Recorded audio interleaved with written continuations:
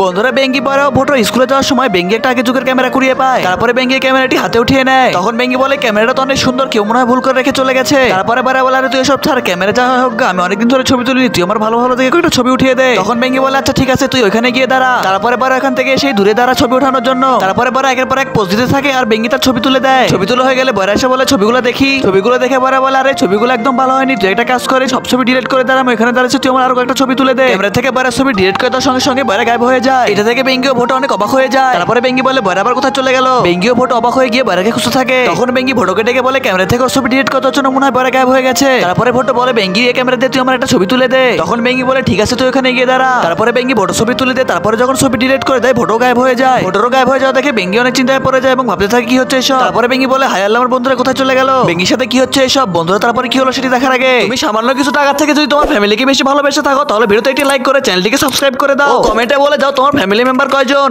বন্ধুরা বেঙ্গি তারপরে এই ক্যামেরা দিয়ে নিজের ছবি উঠায়। তারপরে ছবিগুলো দেখার পরে তার ছবি পছন্দ হয় না। তখন সে তার ছবিগুলো ডিলিট করে দেয় এবং সে সঙ্গে সঙ্গে গায়েব হয়ে যায়। আর এই জাদুর ক্যামেরাটি সেখানেই পড়ে থাকে।